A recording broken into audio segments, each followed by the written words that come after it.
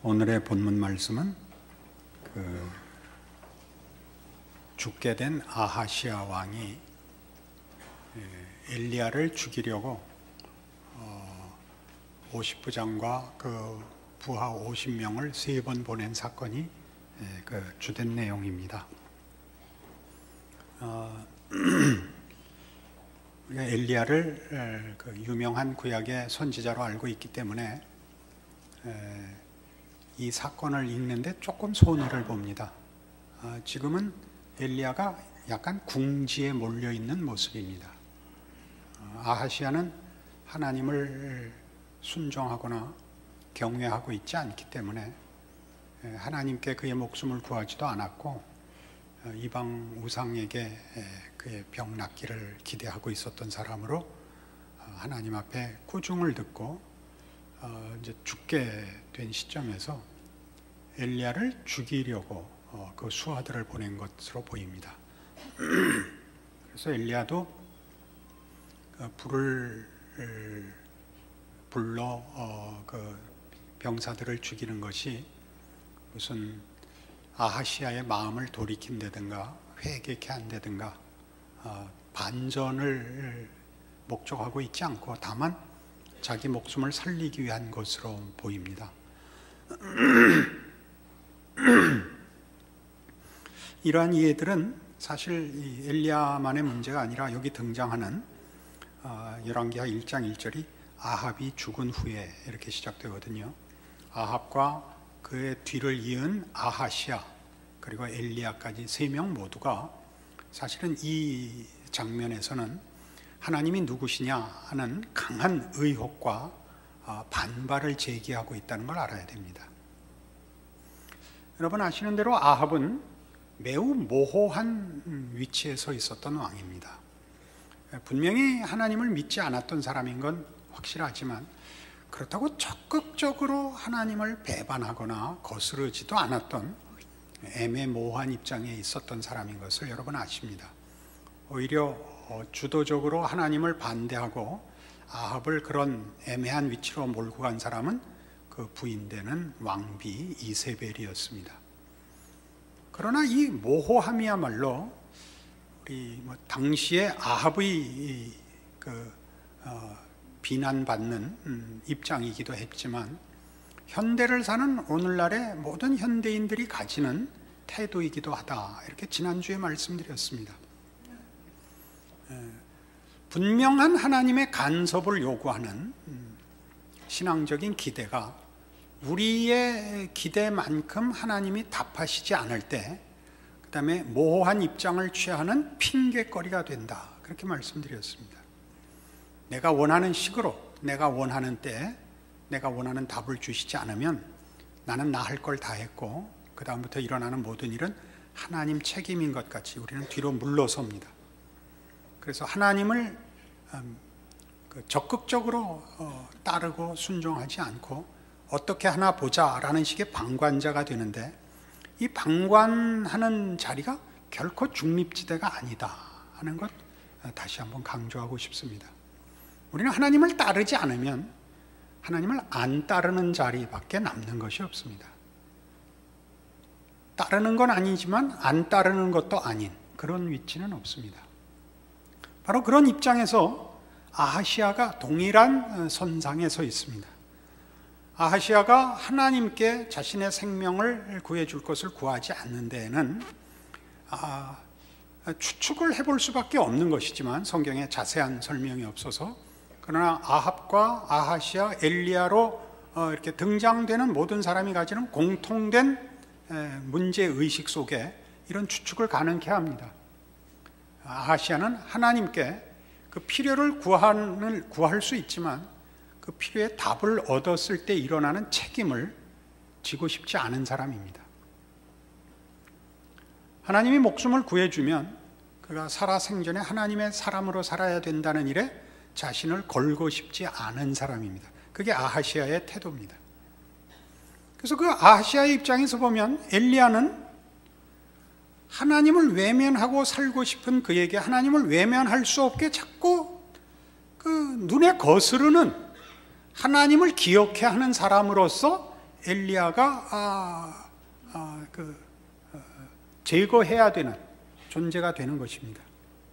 엘리야는 엘리야대로 그 유명한 구약의 선지자가 하나님의 종으로 하늘에서 불을 내려 그 제물을 받으시고 또 이 50부장과 그 수하들을 죽일 수 있는 하나님이 그 능력까지 허락하시면서도 아합과 아하시아를 바꿔놓지 않으시는, 그래서 그 시대에 하나님의 종인 것은 분명한데 어떤 의미에서 아무 영향력도 발휘할 수 없는 그 참으로 애매모호한 자리에 서 있는 그 갈등에 처해 있는 사람입니다.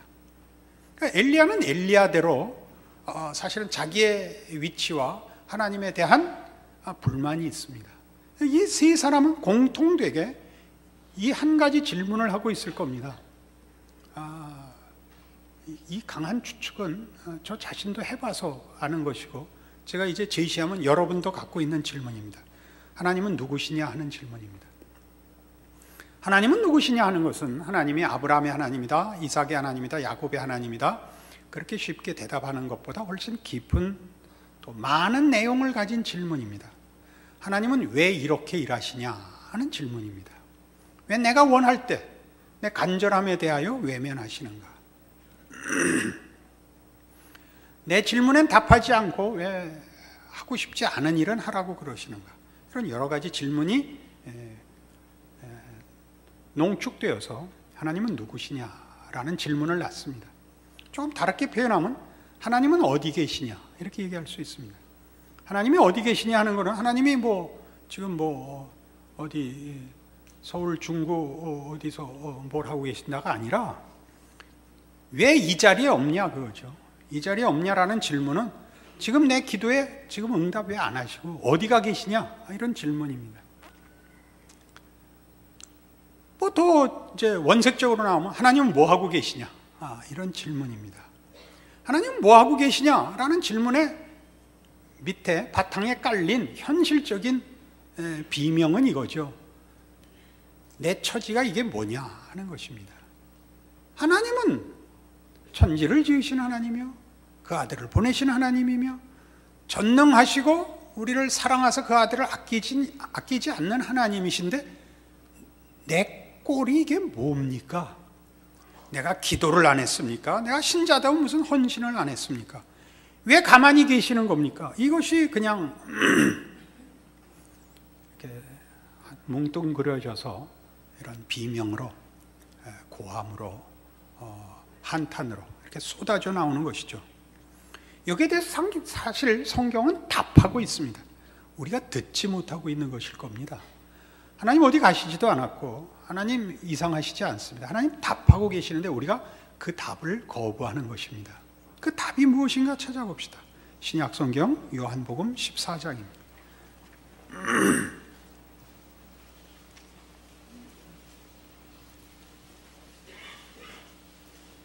14장 8절 빌립이 이르되 주여 아버지를 우리에게 보여주옵소서 그리하면 족하겠나이다. 이 질문이 조금 전에 한 제가 하나님은 누구시냐, 어디 계시냐, 뭐하고 계시냐를 응축한 표현일 겁니다. 하나님을 보여주옵소서. 이게 무슨 뜻일까요? 하나님 지금 여기 계시는 거 맞습니까? 하나님 지금 제 형편을 들여다보고 계시는 건 맞습니까? 제 기도에 관심은 갖고 계시는 건 맞습니까? 그거죠. 아버지를 보여주옵소서. 그러자 예수님께서 이렇게 대답하셨습니다. 예수께서 이르시되 빌립아 내가 이렇게 오래 너희와 함께 있으되 네가 나를 알지 못하느냐? 그러니까 함께 있었다는 건 뭐에 대한 답이죠? 하나님 어디 가셨어요? 이렇게 오래 같이 있었는데 어디 갔냐고? 그럼 다시 풀면 뭐가 되죠? 하나님 누구십니까? 하나님은 하나님이시다. 늘 하나님이시다. 하나님은 하나님이었다 말았다 하는 분 아니다. 하나님 뭐하고 계시냐? 네 옆에 있고 너 지키고 있고 네 기도에 응답하고 있고 네가 모르는 것까지 너를 위하여 일하고 있다. 이 답이죠. 이 답을 우리가 듣기 싫어하죠. 듣지 못하죠. 예수님께서 계속 얘기합니다. 나를 본 자는 아버지를 보았거늘 어찌하여 아버지를 보이라 하느냐.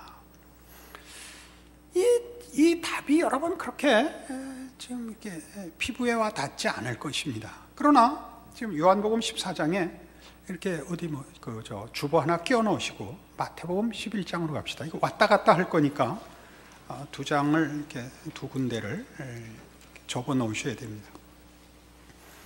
마태복음 11장에 오면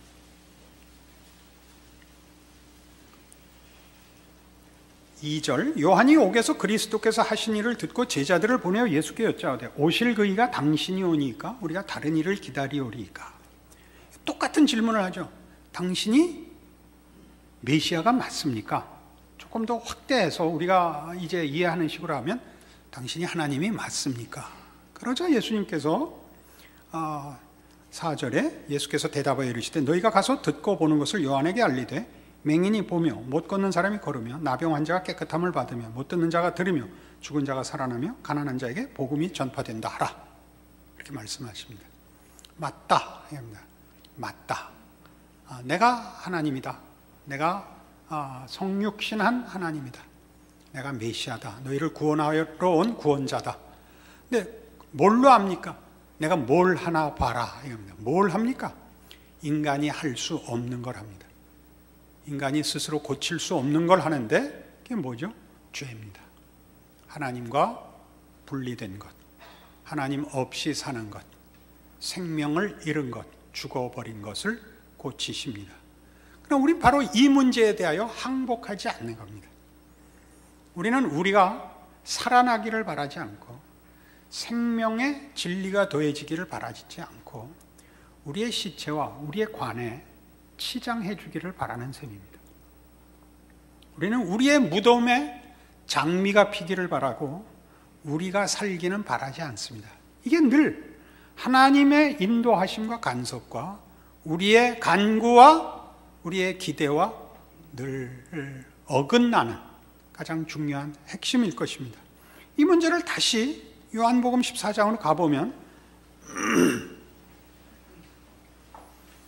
11절에 내가 아버지 안에 거하고 아버지께서 내 안에 계심을 믿으라. 그렇지 못하겠거든 행하는 그 일로 말미암아 나를 믿으라. 내가 진실로 진실로 너희에게 이르노니 나를 믿는 자는 내가 하는 일을 그도 할 것이요 또한 그보다 큰 일도 하리니 이는 내가 아버지께로 감이라 라고 얘기합니다. 나를 본 자는 아버지를 보았는데 내가 아버지 안에 있는데 나를 보고도 모르겠거든 내가 행하는 일을 봐라. 그게 조금 전에 본 마태복음 11장 얘기죠. 당신이 메시아가 맞습니까? 맞다. 뭘 보고 믿으라 말입니까? 보고 듣는 것을 가서 얘기해라. 죽은 자가 살아난다. 소경이 본다. 안전뱅이가 일어난다. 기적을 말하는 것이 아닙니다. 인간이 스스로 해결할 수 없는 것들이 해결이 됩니다. 뭘로 해결이 되죠? 죄의 부패와 오염과 파멸로부터 생명의 온전함과 영광으로 나아갑니다. 그러니까 우리의 싸움은 결국 이 싸움입니다. 우리가 근본적인 문제를 외면하고 우리의 진정한 영광과 가치를 제쳐놓고 그 다음 문제를 논하자 그러면 얘기를 할 수가 없습니다. 우리가 이건 신앙생활에서 언제나 부닥치는 근본적인 싸움입니다. 하나님께서 우리와 싸우려는 것은 우리에게 진정한 하나님께서 목적하신 생명과 진리와 그 승리와 영광이 있습니다. 그러나 우린 거기에 관심이 없습니다. 우린 세상 속에 있고 세상의 가치 속에 타협하고 있고 썩어질 것을 구하는 일에 하나님을 구합니다. 서로가 서로에게 소원하는 것과 기대하는 것과 응답과 책임이 다를 수밖에 없습니다. 그래서 이 얘기를 합니다. 그럼 우리가 우리의 현실로 돌아와서 그게 아직도 피부에 와 닿지 않는데요? 라고 얘기할 수 있습니다. 그럼 상투적인 설명 아닙니까?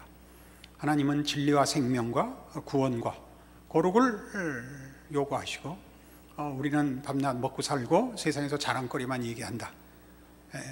그럼 뭐 어떡하라 말이냐? 그 모든 것 접고 하나님께 당신을 헌신해라. 여기가 매우 관념화되죠. 매우 명분화되고 실제로 자신을 어떻게 죄야 되는지를 모르죠. 여기 아주 중요한 실마리가 있습니다. 예수님께서 빌립에게 한 이 대답, 하나님이 누구십니까? 어디 가셨습니까? 뭐 하고 계십니까? 하나님은 지금 너를 위하여 너를 찾아와 네 옆에서 이렇게 오래도록 같이 있었단다. 네 옆에 있다는 것이 무엇인지 아느냐? 마태복음 4장에 이렇게 얘기합니다.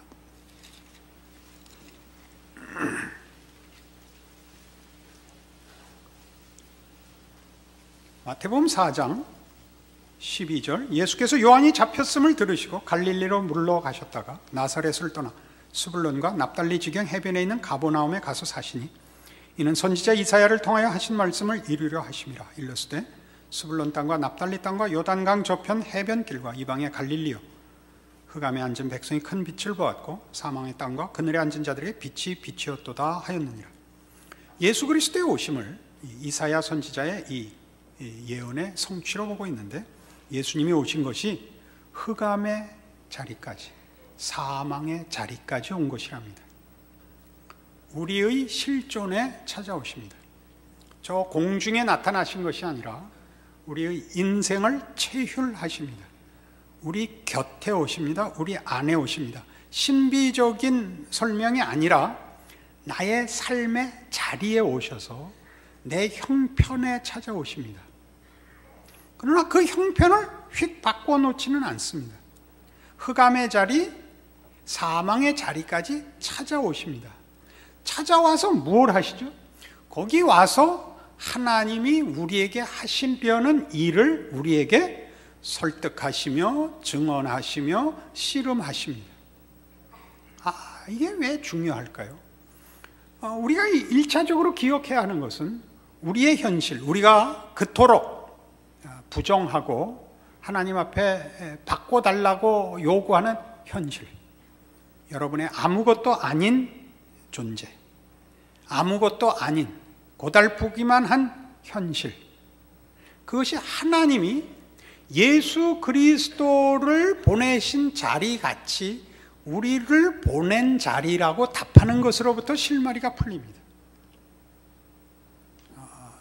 나를 믿는 자는 내가 행한 일을 할 것이라. 그것이 지금 요한복음 14장의 답입니다. 다시 찾아가 보시죠. 14장 11절. 14장 12절. 내가 진실로 진실로 너희에게 이르노니 나를 믿는 자는 내가 하는 일을 그도 할 것이요 또한 그보다 큰 일도 하리니 이는 내가 아버지께로 감이라입니다. 이게 뭐 답이 알쏭달쏭하게 느껴질 것입니다. 예수님 뭐하러 오셨죠? 나를 구원하기 위하여, 나를 하나님의 사람으로 만들기 위하여 나보고 오라 그러지 않고 하나님이 와서 나를 붙들어 묶고 하나님과 분리될 수 없는 사람을 만드셨습니다. 그렇게 예수님께서 찾아와 나를 하나님의 백성 만드셨고, 그래서 나보고 하나님과 묶인 사람으로 흑암의 자리와 사망의 자리에 가서 아버지께서 찾아가고 싶은 심령을 찾아가 나와 그 자를 묶고, 내가 이미 예수께 묶인 것 같이 내가 이웃 앞에서 이웃을 나와 묶음으로 하나님과 묶이게 하라고 나를 이 현실에 보냅니다. 그리고 그게 답입니다. 하나님은 어디 계시냐? 뭐 하고 계시냐? 하나님은 그의 백성을 찾고 계십니다. 구원하고 계십니다. 어떻게 찾고 구원하느냐? 찾아와 당신과 묶으십니다. 하나님께 묶였다는 걸 언제쯤 항복하고 아느냐? 대단히 오래 걸려서 합니다. 여러분은 최소한 하나님께 묶인 자들입니다. 그러나 여러분은 만족하고 있지 않을 뿐입니다. 그래서 여러분은 이 주의를 외면할 수도 없고 항복하지도 않는 애매하고 불만에 찬 얼굴로 매주 나오십니다. 매주 이 놀림을 받고 그리고도 또 붙들려 나오고 있습니다. 아니, 나올 수 없는 것은 하나님이 여러분을 붙잡고 계시기 때문입니다. 감격스럽지 않은 것은 여러분의 소원같이 하나님이 응답하시지 않기 때문입니다. 그 하나님이 이미 여러분을 묶었기 때문에 또 찾아가 하나님의 백성을 구원하시며 묶으시려는 자에게 찾아가는 손길로 여러분을 지금의 자리, 여러분이 시시하고 불만스러워하는 지금의 실존으로 보내십니다. 여러분이 서 계신 자리는 성육신의 자리입니다. 예수님이 그렇게 오셨듯이. 그러나 빌립이 뭐라고 물었다고요? 아버지를 보여주옵소서. 우리 신자들이 세상에 나가서 많이 듣는 질문과 똑같죠. 하나님이 있으면 보여봐, 이 질문하죠. 나를 본 자는 아버지를 보았거늘. 그때 이렇게 하십시오. 인상을 콱 쓰시고. 사실이니까. 사실이니까 속으로 하십시오. 겉으로 해갖고는 쌈밖에 안 나니까 니까짓게 그럴 겁니다. 예수님도 그랬습니다. 니까짓게 그래서 십자가에 못 박았습니다. 감히 로마 시민권만 가졌어도 못 박지 않는 형벌을 예수님께 한 것은 예수님을 정말 얕잡아 본 것입니다. 그러나 우리가 그 보냄을 받고 있어서 뭐라고요? 내가 진실로 진실로 너희에게 이르노니 나를 믿는 자는 내가 하는 일을 그도 할 것이요 또한 그보다 큰 일도 할 것입니다. 그보다 큰 일 어떻게 해요? 예수님은 어쨌든 성육신을 팔레스타인 내에서 하셨습니다. 그가 만난 이들은 팔레스타인 사람들에 불과합니다. 우리는 땅끝까지 퍼져 있습니다. 예수님보다 큰 일을 하죠. 개인이 하진 않지만 우리 인류 전체가 그렇게 하고 있습니다. 예수님께서 임재하시고 찾아가시는 손길이지만 어쨌든 그 성육신의 부분들을 그 반복을 예수께서 우리 안에서 하고 계십니다. 우리의 생애의 신비요 위대함입니다. 그래서 여러분이 기억해야 할 건 뭐냐 하면 여러분의 현실, 뭐라고 얘기해야 될지도 정확한 표현이 부족합니다. 실존, 책임, 그걸 귀히 여기십시오. 거기서부터 도망가려고 하지 마십시오. 그게 뭐냐 하면 마태복음 4장으로 이제 다시 한번 가셔서 예수님께서 공생애를 시작하기 전에 받은 바로 이 시험의 핵심입니다. 그 시험은 이겁니다. 4장 3절 시험하는 자가 예수께 나와서 이르되 네가 만일 하나님의 아들이어든 명하여 이 돌들로 떡덩이가 되게 하라. 5절 이에 마귀가 예수를 거룩한 성으로 데려다가 성전 꼭대기에 세우고 이르되 네가 만일 하나님의 아들이어든 뛰어내리라. 8절 마귀가 또 그를 데리고 지극히 높은 산으로 가서 천하만국과 그 영광을 보여 이르되 만일 내게 엎드려 경배하면 이 모든 것을 내게 주리라. 이 시험의 골자가 뭔지 아십니까?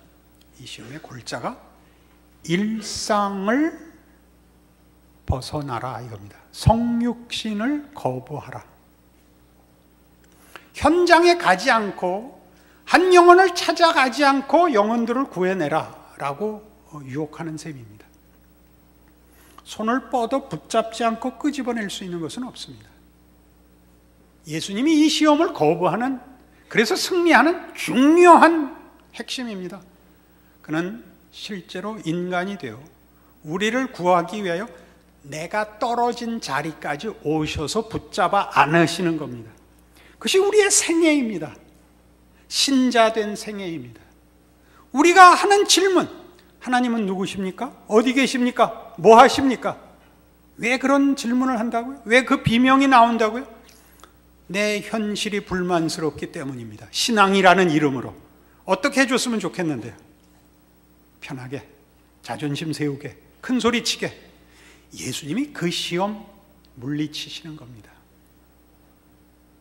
너 뭘 굳이 인생을 살아가느냐?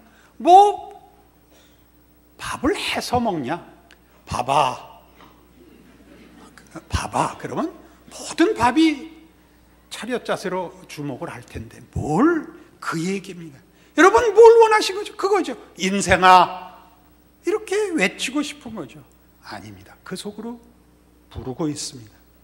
예수님께서 당신의 성육신의 생애를 아버지의 기뻐하심으로 인하여 기뻐한다라고 얘기한 것 같이 신자가 자신의 생애를 성육신을 잇는 신앙의 관점에서 내가 순종한다, 내가 기뻐한다라고 얘기할 수 없다면 신앙생활은 성립되지 않습니다. 그의 신앙을 포기한 것과 동일한 것이 됩니다. 이것이 오늘 성경이 여러분에게 묻는 것입니다. 이 영광된 사역을 이사야 61장에서 성경은 이렇게 멋지게 얘기하고 있습니다. 구약 성경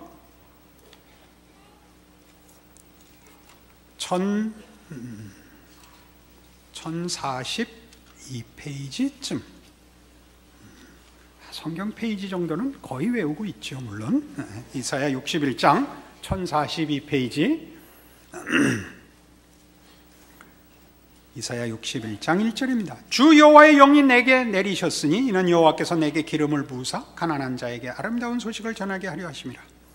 나를 보내사 마음이 상한 자를 고치며 포로된 자에게 자유를, 갇힌 자에게 노임을 선포하며 여호와의 은혜의 해와 우리 하나님의 보복의 날을 선포하여 모든 슬픈 자를 위로하되 무릇 시온에서 슬퍼하는 자에게 확관을 주어 그 죄를 대신하며 기쁨의 기름으로 그 슬픔을 대신하며 찬송의 옷으로 그 근심을 대신하시고 그들이 의의 나무 곧 여호와께서 심으신 그 영광을 나타낼 자라 일컬음을 받게 하려 하심이라.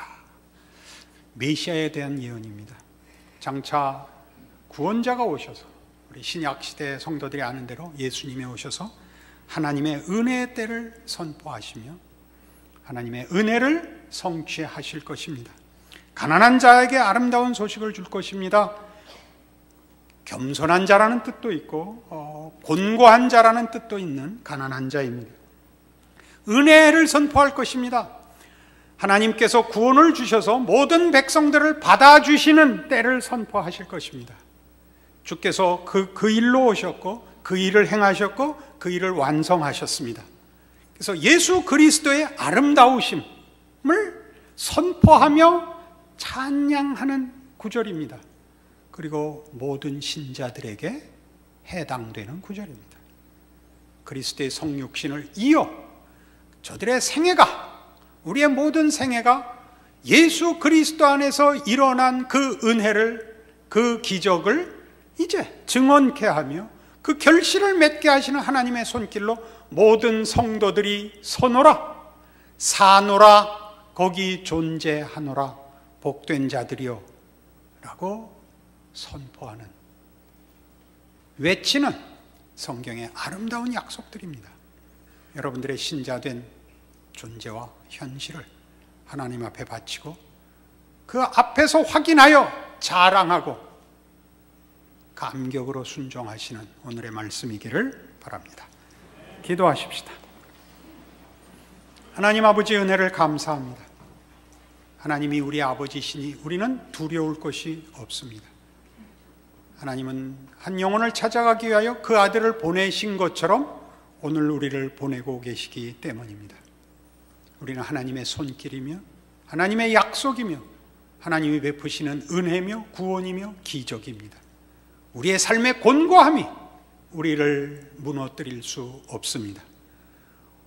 우리를 유혹하는 세상에 저 대강살라는, 하나님 없이 살라는 유혹 앞에 예수님처럼 거절하겠습니다.